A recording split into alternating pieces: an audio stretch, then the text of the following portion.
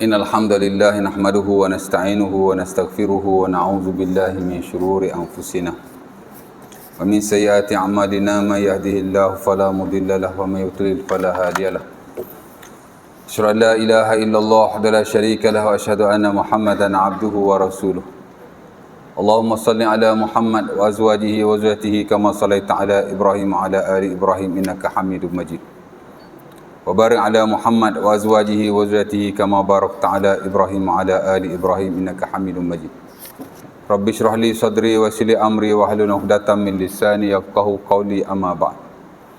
Syukur kepada Allah Subhanahu Wa Taala kerana pada malam ini dapat sekali lagi sama-sama kita berkumpul di suara kita.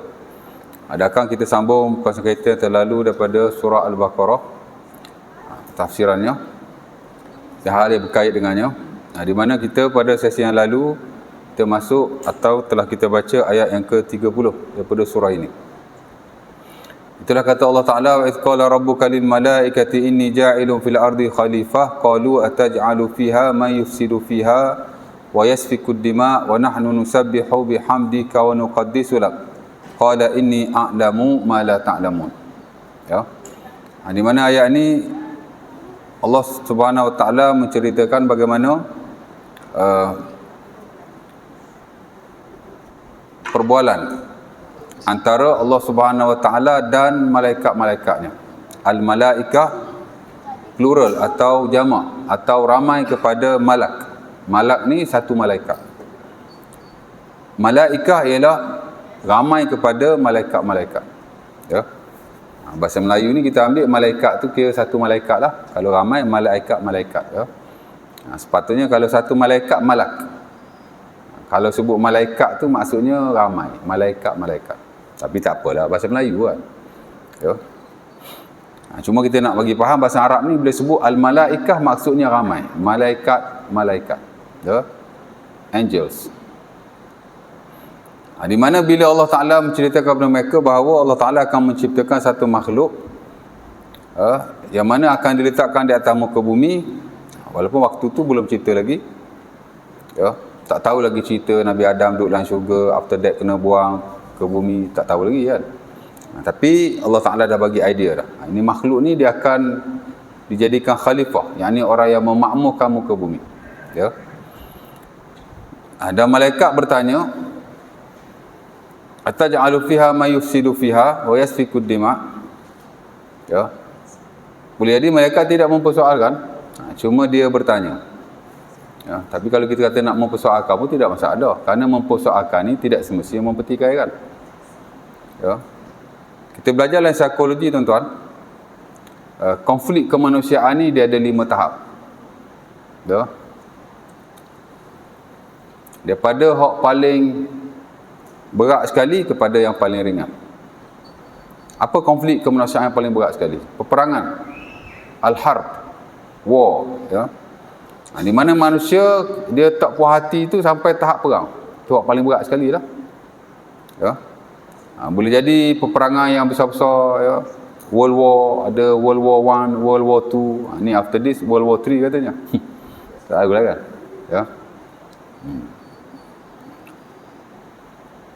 Ataupun peperangan di peringkat tempatan, ya, dalam negara tu sendiri, ya.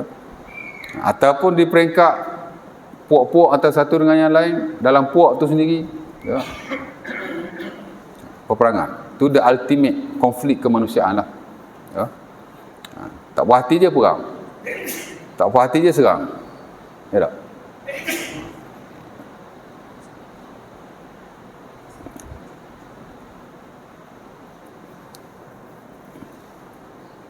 Bawah sikit pergaduhan, ya. Tak perang tapi bergaduh, ya. Fighting each other.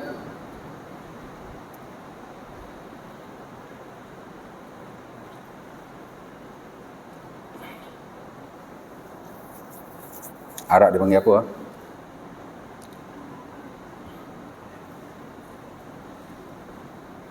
Al-mukhasamah kot. Mukhasamah bergaduh juga kan. Ya. Kita belajar dulu psikologi tuan, belajar buku bahasa Inggeris. Mana ada psikologi bahasa Arab? Buku agama bahasa Arab lah kan. Ya. Belajar agama universiti ni, kita bukan hanya belajar ilmu-ilmu syarak. Ilmu-ilmu sampingan pun kena ambil juga. Wajib ambil ilmu psikologi. Sekurang-kurangnya satu subjek. Introduction to Psychology. Ataupun kita panggil Psychology 1. Sosiologi pun kena ambil juga. Introduction to Sociology ataupun Sociology 1. Psikologi ni ilmu nafs, ilmu tentang kejiwaan. Yang mana ilmu tu banyak daripada barat lah. Sebab tu kita rujuk atau baca buku teks yang English. Masa tu buku dah lah mahal. Buku bahasa Inggeris ni mahal zaman dulu kan. Ya.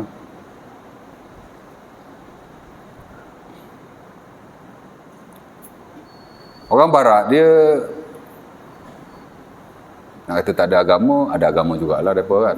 Tapi Allah Ta'ala mungkin keagamaan mereka tak dapat nak mengisi kejiwaan mereka. Maka mereka isi jiwa-jiwa mereka melalui ilmu inilah, ilmu psikologi, ilmu nafs.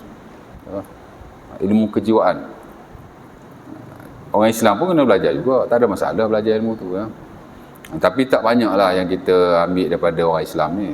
Buku ulama-ulama dulu khas tentang ilmu nafs ni tak tahulah kan. Tapi setahu saya tak ada atau tak banyak lah ya. Satu lagi dia panggil ilmu sosiologi. Sosiologi ni ilmu al-ijtima'. Tadi ilmu nafs, ni ilmu al-ijtima'. Ilmu tentang kemasyarakatan. Tadi manusia dengan diri mereka sendiri. Ni manusia dengan manusia yang lain. Sosiologi, tuan-tuan tahulah kan. Takkan tak ada idea langsung tentang psikologi, sosiologi ya. Jadi dalam ilmu tu memang ada perbincangan tentang konflik kemanusiaan. Memang manusia ni tuan-tuan dia akan ada konflik. Kalau konflik dengan diri sendiri itu melibatkan psikologi dia lah. Ini konflik dengan orang lain. Ya. Al-mukhasamah bainan nas. Konflik between people. Mesti ada punya. Dia ada kategori. Teruk sekali perang lah. Dan bila peperangan ni dia tidak hanya melibatkan diri dia dan masyarakat dia, bahkan masyarakat yang lain. Ya tak? Kalau World War berlaku tuan-tuan, bukan hanya pihak yang berperang itu, tapi negara-negara lain pun akan turut memberi kesan. Macam hari ni yang kita bincang dalam konteks di peringkat tinggi, antara banyaklah benda yang terjejas kan. Tapi perkara yang paling ditakuti ialah makanan. Konflik makanan. Ya. Food security. Terutama negara-negara yang pertanian dia tak nak berapa ada. Tak berapa ada macam kita lah. Malaysia bukan negara pertanian. Ya tak? 40% daripada makanan imported. Import. Ya.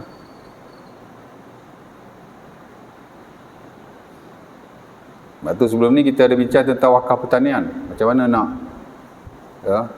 maju kan. Pasal sebagian negara pertanian dia agak hebat lah. Macam Thailand ya. 70%, 80% memang dia punya makanan sendiri. Kita ni banyak imported. Ya.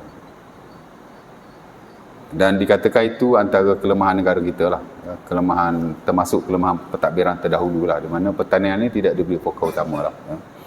Misalkan negara yang bergantung kepada import dari sudut makan minum ni, makanan ni dia akan ada masalah bila berlaku peperangan di peringkat global. Makanan nombor satu sekali. Waktu paling kita risau tu. Bila ni tak ada peperangan pun, bila barang mahal sikit pun dah kalut, betul tak? Ya. Yang kedua bergaduh, dia tak berperang tapi dia fighting each other. Salah sikit belasah, salah sikit sepak, salah sikit tumbuk. Ini pun masalah juga. Ya. Yang ketiga, dia panggil al-musyajarah. Ya, quarreling. Dia tak berperang, dia tak bergaduh tapi dia berbalah. Masa muka, ya tak? Maki hamun sikit-sikit. Ini banyak berlaku. Ya. Kadang adik-beradik sendiri pun kadang tak bergaduh. Mana ada bertumbuk? Bertumbuk pun ada juga tuan. Ya.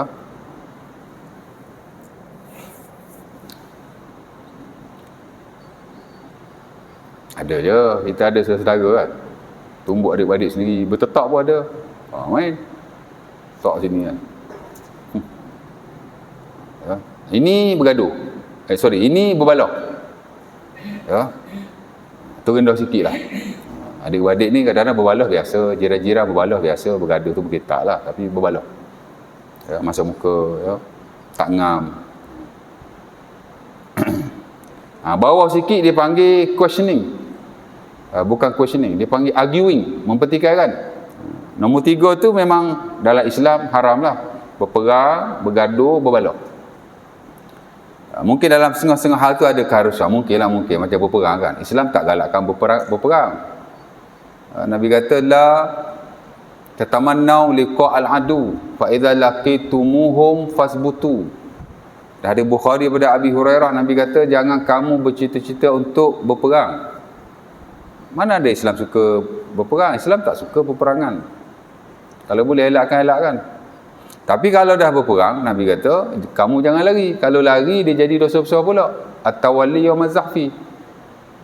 Di kalangan dosa-dosa yang besar ada 7 yang besar. Nombor 1 syirik, nombor 7 lari dari medan peperangan. Tapi berperang tak mau. Kalau boleh diplomasi, kita buat diplomasi. Ya. Bergaduh tak boleh, berbalah pun tak boleh. Okey, arguing, mempertikaikan, boleh dalam setengah-setengah keadaan. Tapi jika dia membawa kepada kesan yang buruk, ia tetap tidak dibolehkan. Ya, mempertikaikan tak ada masalah. Boleh aja kalau ikut saluran yang betul. Pengurusi ada buat keputusan, kita tak setuju, kita mempertikaikan. That is okay. Saya pun pernah jadi pengurusi, saya pernah jadi timbalan pengurusi. Surau dalam masjid lah. Jadi orang mempertikaikan, okey je, tak ada masalah. Sebab pengurusi ni pun kadang-kadang dia buat keputusan sendiri, ada juga. Dan memang dia berhak. Bukan semua benda dia perlu melalui mesyuarat. Kadang-kadang dia boleh je buat keputusan sendiri dalam setengah-setengah keadaan. Benda tu perlu segera, takkan nak mesyuarat kot. Ya tak? Dia buatlah keputusan, kemudian dia bawa ke dalam mesyuarat, later on bincang balik, okey je. Tapi kalau orang nak mempertikaikan, tak ada masalah sama sekali. Tapi ikut saluran yang betul lah. Ya? Arguing, tak ada masalah. Jika kena dengan cara-caranya. Dan yang kelima, yang paling ringan sekali. Questioning, mempersoalkan. Kita tidak mempertikaikan, tapi kita mempersoalkan. It is allowable. Itu dibolehkan sama sekali. Ya? Hatta kita lihatlah konteks para sahabat Rasulullah SAW dalam setengah-setengah keadaan mereka mempersoalkan antara satu dengan yang lain. Hatta baginda sendiri pun dipersoalkan. Mempersoalkan bukan maksud mempertikaikan, tapi nak tahu. To get satisfied, kita nak puas hati, boleh aja. Dalam konteks ayat ni pun kalau kita kata malaikat mempersoalkan Allah, boleh aja. Kerana mempersoalkan ni bukan mempertikaikan, kadang nak tahu. Mempersoalkan makna soal. Kerana kita nak kepuasan, nak satu jawapan yang tuntas, okey je. Ya. Ya tak? Banu Saqif bila dia datang jumpa Nabi, nak masuk Islam. Berapa orang sahabat mempersoalkan, macam Jabir. Sunnah Abi Daud, kita belajar bab dakwah kan, kisah tu ada. Kerana mereka dah lah dulu dia menentang Islam, dia Taif, dia halau Nabi, dia baling batu kat Nabi sampai luka kan. At the end of the day, dia nak masuk Islam, datang rombongannya. Tahun ke-7, ke-8 Hijrah macam tu. Dan Nabi mentetamukan mereka di masjid. Pasal apa majoriti para fuqaha, tutup alim fiqah ni, mazhab Syafi'i baik, mazhab Hanbali baik, ya, mengharuskan orang bukan Islam masuk masjid. Ya. Ada ulama ni dia kata tak boleh masuk masjid langsung bukan Islam ni. Ada tu pula tak boleh masuk Masjidil Haram. Ada tu pula tak boleh masuk Masjidil Haram dan Masjidil Nabawi. Ya. Orang lain boleh masuk. Itu mazhab Syafi'i ya. Pasal apa boleh? Pasal ni lah. Antara dalil yang mereka gunakan ialah sebahagian sahabat Nabi itu before dia masuk Islam, dia duduk dalam masjid. Ya. Nabi tawan Sumamah bin Usal dalam satu konflik peperangan jugalah, tak silap saya. Dan Nabi letakkan dia dalam masjid beberapa hari sehingga after that dia masuk Islam. Famous kisah dia. Nabi ikat dia di tiang masjid. Ya tak? Ya, bila dia masuk Islam, kaum dia pun masuk Islam. Tapi Nabi bagi tempoh lah. Tapi duduk dalam masjid, ikatlah masjid tu. Ya tak? Ya. Of course lah, Banu Saqif datang ke jumpa Nabi pun, Nabi mentetamukan mereka dalam masjid. Tak bincang lagi nak masuk Islam tu. Sampai je duduk masjid. Ya. Okey, bincanglah macam mana nak masuk Islam kan. Dia kata kami nak masuk Islam, tapi kami letak 2 syarat. Pertama, la nujahid, kami tak nak berjihad. Yang kedua, la nuzaki, kami tak nak bayar zakat. Nabi pun kata okey, masuk Islam. Bila sahabat tahu, sahabat pun questioning lah. Soal Rasulullah. Pasal apa kita terima dia nak masuk Islam? Dulu dah lah dia bantai kita. Lepas tu sekarang dia masuk Islam tak syarat pula. Oh, debel dia. Saya lah kata debel tu. Saya kata gitu, dia tak kata gitu pun. Apa yang kita faham dari kisah ni kan? Ya. Tak nak jihad. Jihad waktu itu memang menjadi kefarduan. Bahkan Nabi bila dia bai'ah dengan para sahabat, antara yang dibai'ahkan oleh Rasulullah ialah jihad. Kami jihad. Ya. Jihad ni ada 2 lah waktu itu. Pertama, Nabi berperang lah dengan puak-puak tertentu. Sebab tu kena bai'ah jihad tu. Bersedia untuk pergi bersama Rasulullah setiap masa. Ya tak? Yang kedua, jihad dengan kumpulan-kumpulan kecil yang disebut sebagai sariyah. Nabi pilih berapa orang dengan satu qaid, satu panglima, mungkin 15 orang, 20 orang, 30 orang, pergi ke tempat-tempat tertentu, kadang untuk tawan, kadang untuk dakwah, dipanggil sariyah. Zaman Rasulullah SAW ada puluhan sariyah, tak silap saya ada 70 rombongan-rombongan kecil yang Nabi hantar di kalangan tentera yang disebut sebagai sariyah atau saroya. Ya. Jadi cerita dia nak kena jihad lah. Dia pun tak nak jihad pula, suka-suka dia je. Yang kedua, dia tak nak bayar zakat. Mana boleh? Pada waktu itu zakat telah disyariatkan, telah difardukan. Kira kata 2 benda ni benda besar lah. Yang mana logically kita akan kata mungkin Nabi tak terima lah, sebab syarat ni agak berat. Tapi Nabi terima. Dan bila Nabi disoal oleh sahabatnya, Nabi jawab, idza aslamu jahadu wa zakku ataupun wa tasaddaqu.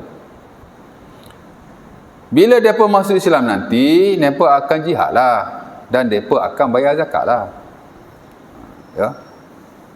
Sekarang ni pasal depa tak faham lagi. Orang bukan Islam, dia ingat dia faham Islam ke? Ya. Ya tak? Dia tak ada syarat bila seorang tu nak masuk Islam, dia sanggup buat belaka. Saya nak masuk Islam ni. Apa yang wajib dalam Islam? Oh, wajib semayang. Oh, saya akan semayang. Wajib puasa. Oh, saya akan puasa. Tak ada syarat. Saya nak masuk Islam saja. Okey, you are welcome. Hak lain-lain itu kemudian. Tapi kalau dia up, saya tak siap puasa, nak masuk Islam aja boleh tak? Kita beritahu lah, puasa ni wajib. Tapi tak apa, awak masuk Islam. Jangan awak-awak, oh tak boleh, puasa ni wajib, awak masuk Islam, awak tak nak puasa. Masalah tu. Ini problem ni. Kita belajar dalam metodologi of dakwah, manhajud dakwah, this is wrong. Ini tak boleh. Sesiapa sahaja ada keinginan untuk masuk Islam, kita kata you are welcome. Ya. Dan tak perlu kita duk sebut pasal sembahyang, sebut pasal puasa. No. Masuk Islam itu. Ya. Semalam pun saya kursus tentang mu'alaf di tabung haji. 8.30 pagi sampai pukul 4.30 petang. Pukul 5 dah habis. Pembangunan mu'alaf, anjuran MAIS. Ya. Pasal Selangor ni ada 6,000 orang mu'alaf. Mu'alaf ni kira orang yang baru masuk Islam bawah 5 tahun lah. Itu yang kita guna pakai lah. Ya. Sebenarnya mu'alaf ni dalam Islam, dia tak ada standard. Masuk Islam setahun, masuk Islam 2 tahun, masuk Islam 5 tahun. Dia tak ada standard. As long as dia masuk Islam, dia belum faham lagi Islam, belum kuat lagi keimanan dalam hatinya, dia masih dikira mu'alaf. Sebenarnya. Dia tak ada satu standard. Tapi kita tak tahulah mereka ambil kira macam mana. Kok ada fatwa dalam bab ni, saya tak tahulah. Saya pun tak semak in detail. Tapi 5 tahun and above. Kita mesti membimbing mereka apa gitu gini. Dan kita ada tim kita lah, setiap daerah ada tim. Semua mari daripada semua daerah semalam. Ya.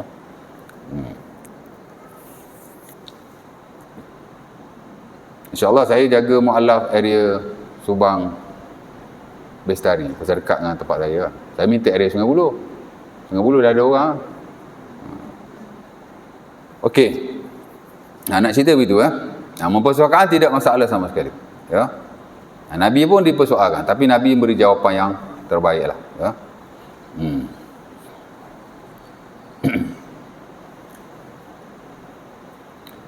Okey, dalam kes ni pun malaikat tanya Allah, mempersoalkan. Maka Allah Ta'ala jawab. Kenapa malaikat mempersoalkan? Pertama, kerana dua benda penting atau dua benda berat lah yang manusia ni akan buat. Ya. Pertama, mereka melakukan kerosakan. Yang kedua, mereka menumpahkan darah. Dua benda besar lah. Ya. Dan saya dah sentuh hari itu tentang hukum akad Islam bersabit dengan jinayat. Ya, sebab itu dalam fiqh memang ada fiqhul jinayat al-islamiyah, the Islamic science of jurisprudence of crime, Islamic law of crime. Ya. Fiqh jinayat ni pun seronok juga belajar. Saya mengajar di surau Al-Mahdi, undang-undang jenayah Islam, peraturan jenayah Islam. Ya. Kira fiqh jinayat lah tu. Ya. Ya. Dan dalam Al-Quran memang Allah Ta'ala dalam banyak ayat melarang manusia ni membunuh antara satu dengan yang lain. Di atas prinsip la darara wa la dirar. Tak boleh memudaratkan diri sendiri dan tak boleh memudaratkan orang lain. Islam ni tuan-tuan, dia ada 5 kaedah yang besar. Ya. Dalam soal ibadat dan selain ibadat, dia ada 2 kaedah yang besar. Dan dalam satu lagi disebut sebagai kaedah agama yang besar juga, dia ada 5. Jadi kalau campur 2 tu 7 lah. Ya. 2 itu saya dah pernah hurai pada tuan-tuan, ada 5 lagi. Ini 5 kaedah besar. Pertama disebut sebagai al-umur bimaqasidiha. Suatu benda itu diukur dengan niat. Ya. Dalam ibadat baik, selain ibadat baik, muamalah, dia niat penting sekali. Ya. Dan kita ni sebenarnya kalau nak dikira dalam hak awak ibadah lah khususnya, tak usah kira lah kita ni semayang macam mana, ibadah kita macam mana, puasa kita macam mana kan, rukun, syarat atau ahkam yang ada. Ya, Allah Ta'ala nak cek satu-satu. Sebab tu Nabi bila semayang, Nabi doa, Allahumma hasibni hisaban yasira. Ya Allah, Ta'ala hisablah aku dengan hisaban yang ringan. Dalam hadis Ahmad, hadis yang sahih, dan Aisyah tanya, ya Rasulullah, kenapa awak baca begitu dalam doa, dalam semayang tu? Nabi kata, seseorang itu bila dihisab oleh Allah, dia akan binasa. Ya. Ar-rajulu idza yuhasibuhullah halaka. Seorang lelaki itu atau seorang itu bila dia dihisab oleh Allah, maka dia akan binasa. Ataupun dengan riwayat man husiba halaka. Siapa yang dihisab dia akan binasa. Sebab tak payah nak tunggu hisab bab ibadah kita, rukun syarat begitu gini. Allah Ta'ala hisab saja. Niat cukup lah. Agak-agak lepas lah.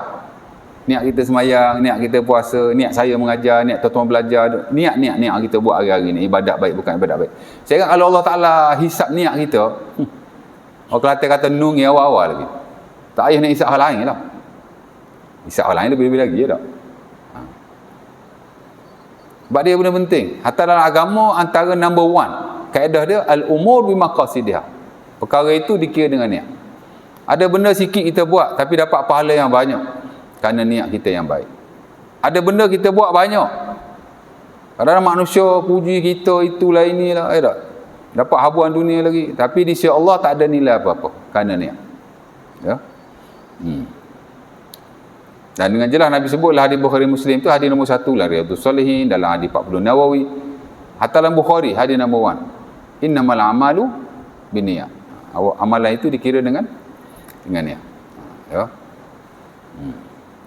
Kita pun sekali-sekala tuan-tuan dalam tasyahud before salam tu, Allahumma hasibni hisaban yasira. Itu doa yang digalakkan kita baca ketika tasyahud before salam. Tuan-tuan belajar dalam bab zikir, masa tasyahud sebelum salam tu, dia ada koleksi doa-doa yang banyak sekali. Kita tak boleh hafal atau amalkan semua, kita hafal lah yang mudah-mudah, pendek-pendek tu. Hatta saya sendiri pun hafal pendek-pendek je. Allahumma hasibni hisaban yasira. Ya. Apa perkataan tu? Allahumma hasibni hisaban yasira. Only 4 words. Itu antara the best doa lah. Kerana ia diriwayatkan daripada Nabi dan memang ada dalam buku-buku fiqh, buku-buku zikir bahkan. Ya.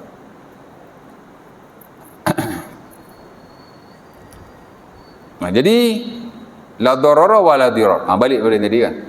Jadi itu kaedah nombor 1, al-umur maqasidiha. Lepas tu ada lagi kaedah al-masyaqqah tajibut taysir, benda yang mudah ni boleh membawa kepada keringanan. Ya. Rosor-rosor yang ada dalam syarak ambil, jangan tak ambil. Ya? Dan jangan menyusah-nyusahkan diri. Takalluf dia panggil. Nuhina anit takalluf. Nabi larang kita takalluf. Takalluf ni benda boleh mudah, dia ambil susah.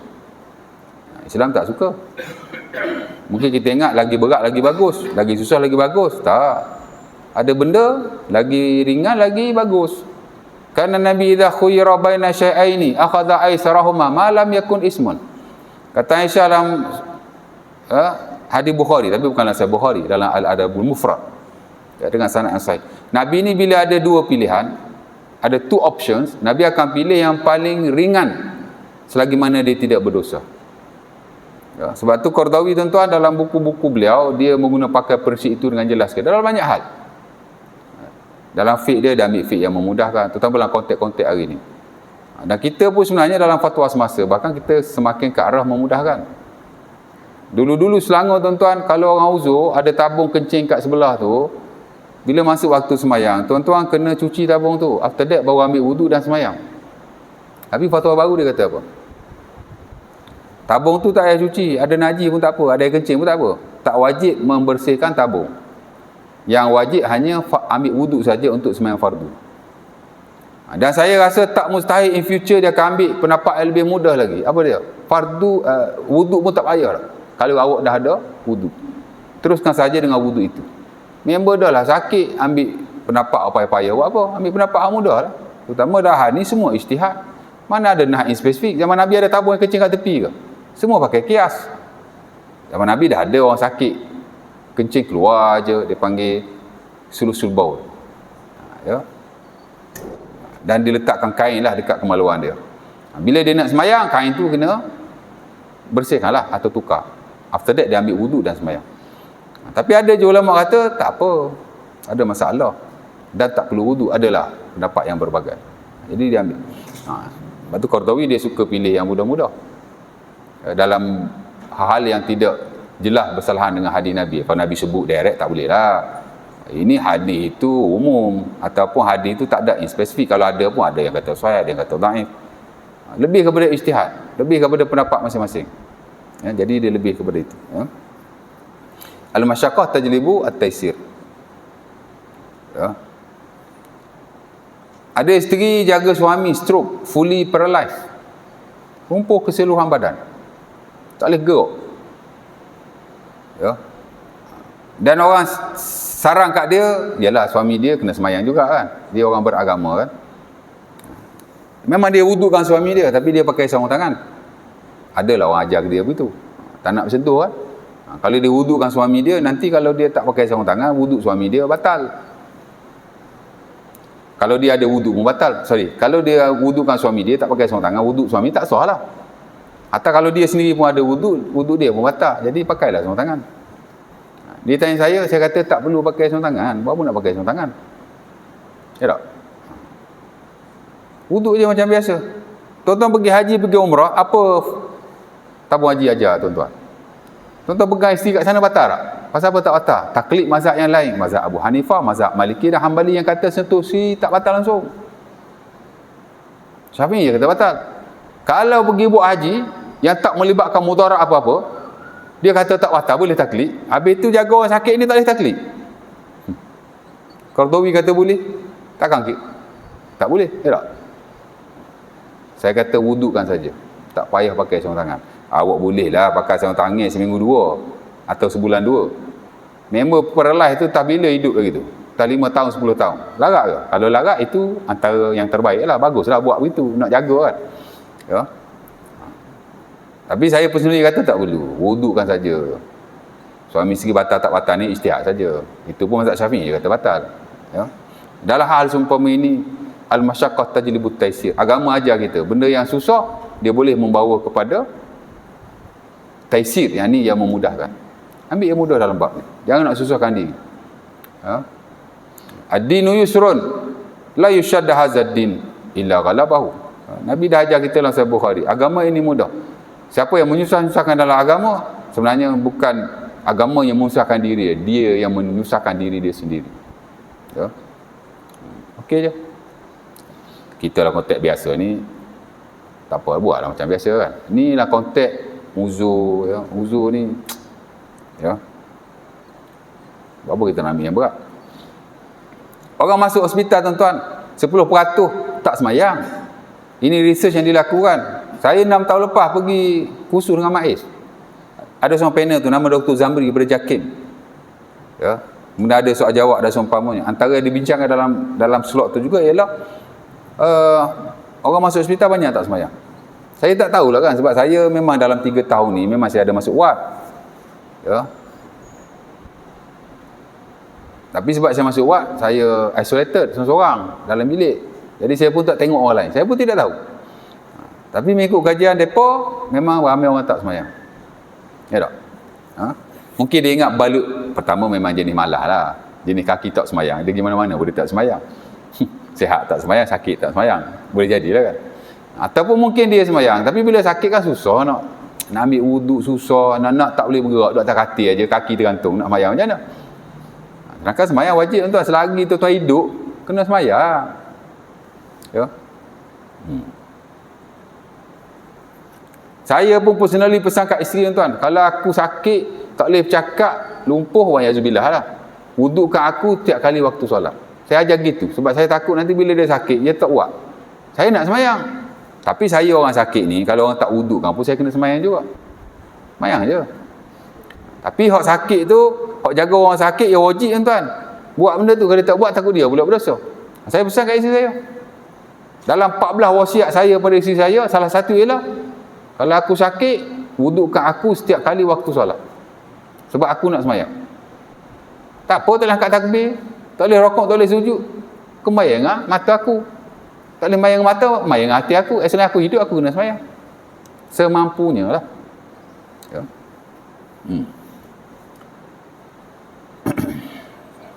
Jadi, pasal apa mereka tak semayang? Banyak isu lah. Ya. Oh, kalau sakit, banyak nak buat. Elok-elok wuduk macam biasa. Bila sakit, jadi kau berat. Ya tak?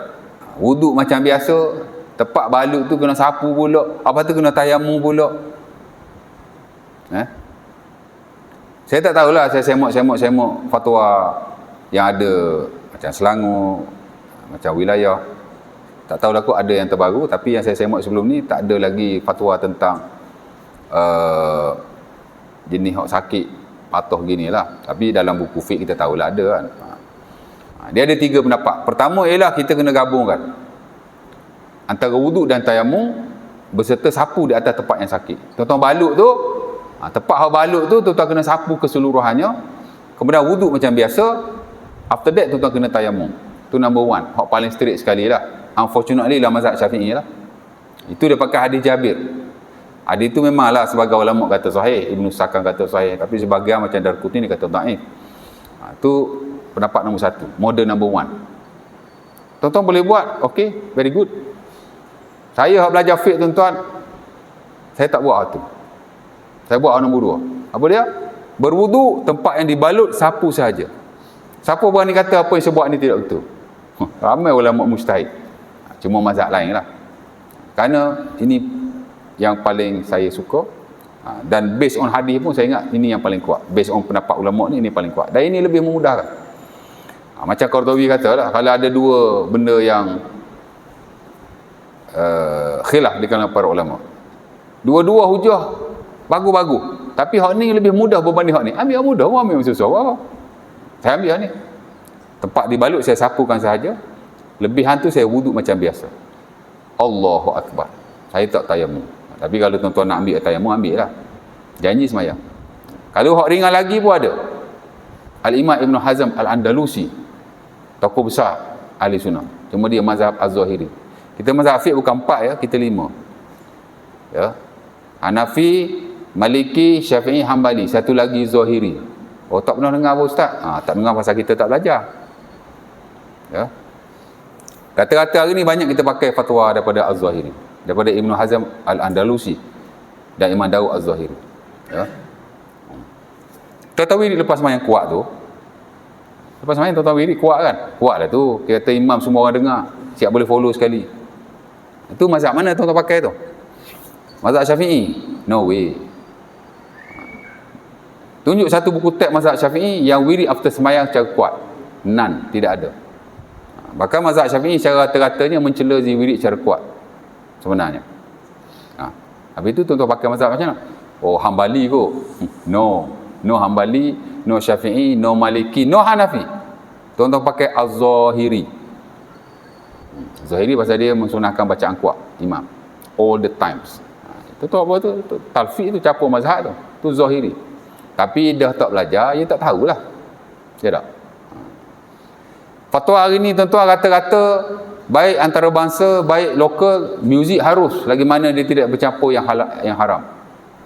Mana tu? Syafi'i? No way. Syafi'i tak menghalalkan muzik sama sekali. Siapa-siapa yang ada kedai muzik, kalau tuan-tuan bakar kedai muzik itu, tuan-tuan tidak perlu menjamin apa-apa, tak perlu ganti harta berkenaan yang telah dibakar. Cuma mungkin tuan-tuan boleh dipenjara atau seumpamanya dia dalam konteks takzir kerana membahayakan nyawa orang lain. Tapi harta tu tuan-tuan tak perlu ganti. Kerana alat-alat muzik adalah harta yang tidak mutakawim. Harta yang no value dalam syarak.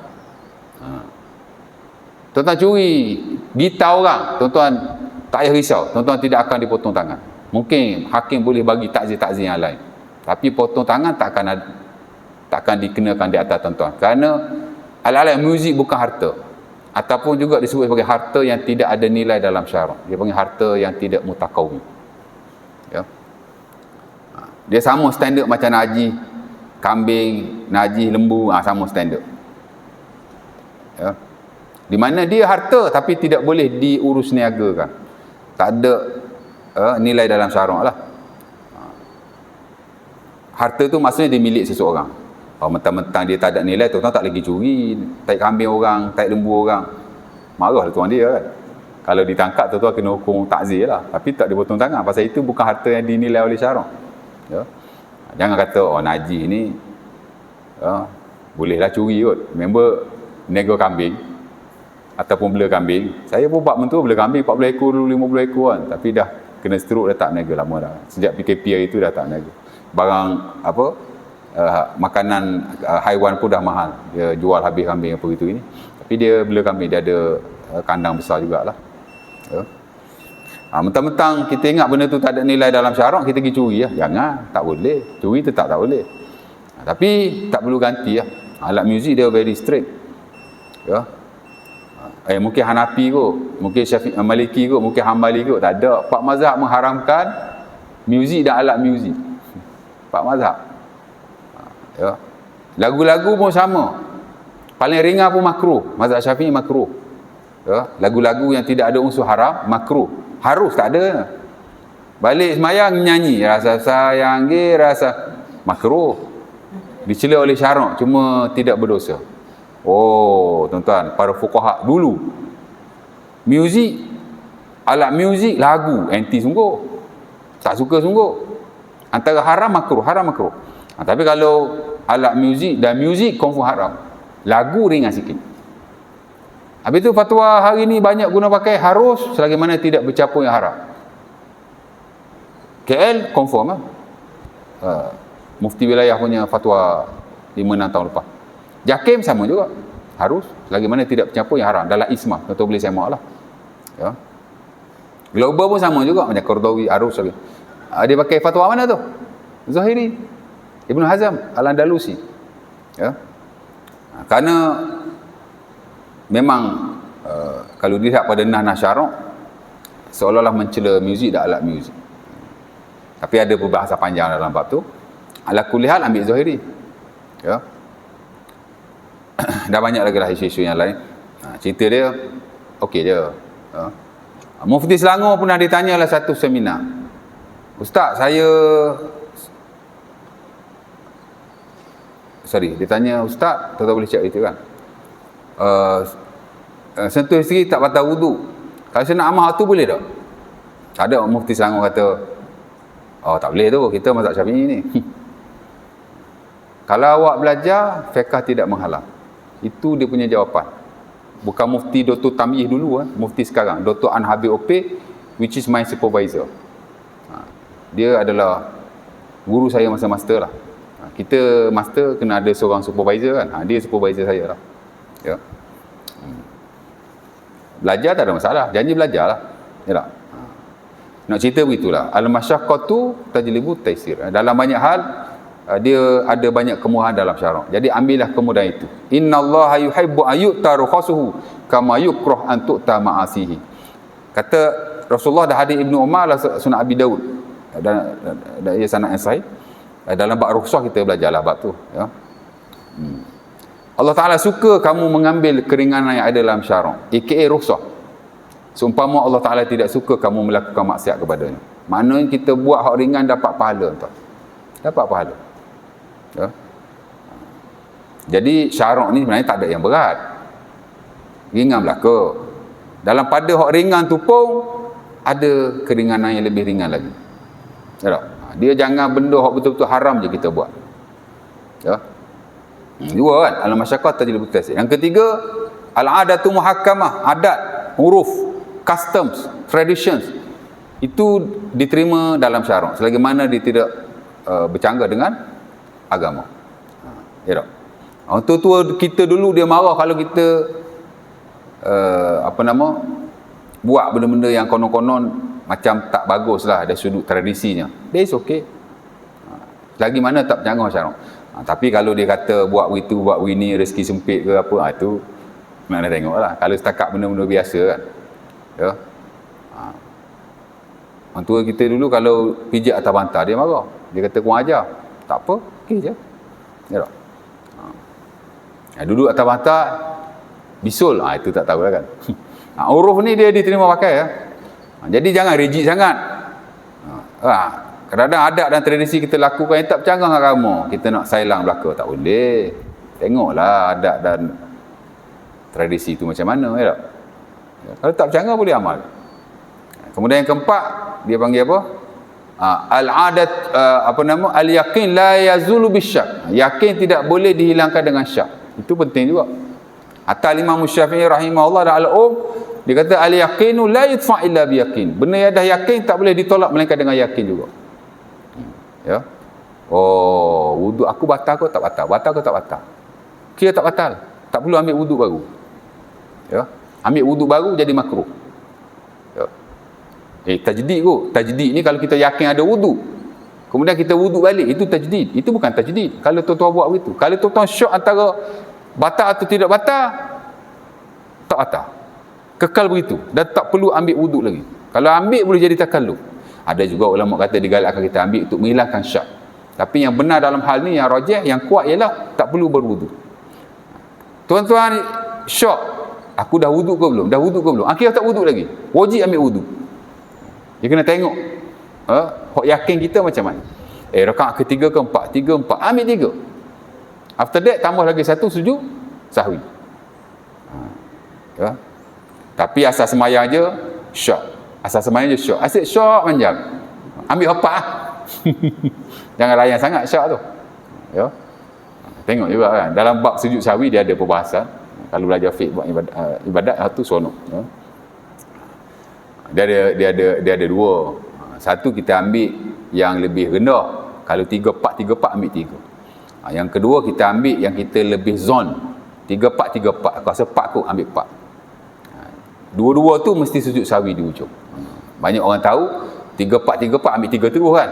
Itu most of all lah. Dalam banyak keadaan kalau kita sekali-sekala syok ambil waktu lah. Tapi kalau kita banyak kali syok, kita ukur aku ni zon ke, ambil hak berat. Tapi asal semayang je syok. Asal semayang je syok. Asal syok je semayang. Tak payah ambil dua-dua, ambil apa lalu. Ya tak? Boleh juga kan? Itu yang keempat. Dan yang kelima ada hubung kait yang ni, kaedah yang penting juga dia panggil ad-dararu yuzal. Itu dia pakai hadis la darara wa la dirar. Tak boleh mudarat orang lain, tak boleh mudarat diri sendiri, tak boleh mudarat orang lain. Dan kemudaratan yang terbesar ialah pertumpahan darah. Itu disebut dalam ayat ini. Dan saya telah hurai secara panjang lebar pada kuliah yang lalu. Usah kata mudarat diri sendiri tuan. Kan? Usah mudarat orang lain. Confirm. Kalau tak confirm pun Islam bagi keringanan. Macam seorang sahabat Nabi ni tuan, Nabi dia Amru bin Al-As. Akhir ya. Nasab Bukhari. Dia pergi di satu peperangan. Sariyah macam tadilah. Nabi hantar dia pergi. Kemudian malam tu sejuk sangat.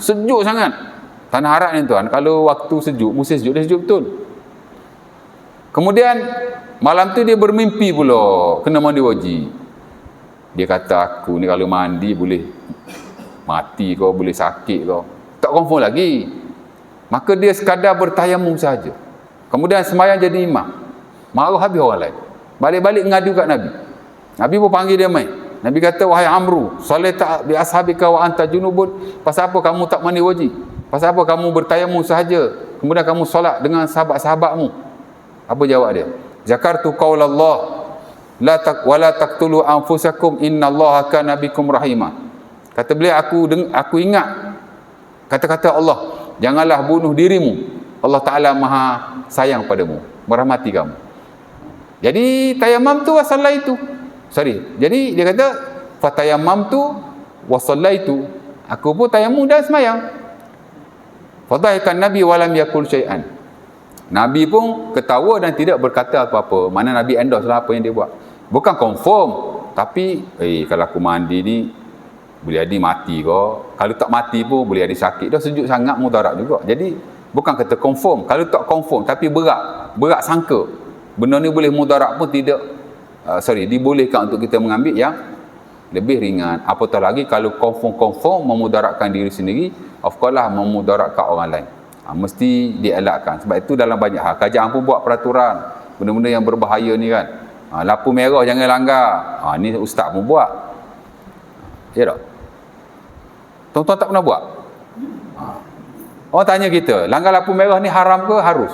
Haram lah. Pasal pertama menyalahi perintah kerajaan. Allah Ta'ala suruh taat perintah kerajaan. Yang kedua membahayakan nyawa. Membahayakan nyawa awak, membahayakan nyawa orang lain. Allah ustaz, pukul 3 pagi ustaz, satu kereta pun tak ada. Saya tak ada jawab tu. Nak kata haram pun susah juga kan. Tapi tak boleh lah, cerita dia tak boleh lah. Tapi saya pun kalau kata tak boleh, saya buat juga. Saya pernah langgar lampu merah di KL tuan-tuan, pukul 3 pagi. Dah kereta tak ada, jangan ada tunggu gitu. Bagi lampu lang tak detect sensor. Kau tak ada sensor kot. Lambat pergi juga. Selamat tu, selamat, tak berlaku aksiden. Tapi lampu biru mai ikut belakang yo potong saya tahan, dah kena saman. Pukul 3 pagi ada member duk jaga. Ya. Terbang duit saja ya tak? Cerita dia begitulah ya, mudah-mudahan sikit sebanyak next nanti saya sambung ayat itulah di mana malaikat kata kami sudah bertasbih kepadamu. Jadi seolah-olah memadai dengan ibadah mereka. Tapi Allah Taala kata aku lebih mengetahui berbanding kamu. Ya, kamu boleh tanya, boleh soal. Tapi hikmah kejadian Allah Taala kepada makhluk-makhluknya hanya Allah Taala saja yang mengetahuinya. Ya. Nampak? Insya-Allah Taala. Jadi saya rasa setakat itu dulu untuk malam ni. 40 minit lebih lah. Ada tanya apa-apa? Tak ada soalan? Tak ada Ada soalan je? Tak ada kot. Cukup tu. Aku Al-Quraza, Sazim Ali Walakum. Assalamualaikum warahmatullahi wabarakatuh. Kita tutup majlis kita pada malam ini atas sebab kafarah dan surah Al-Nas.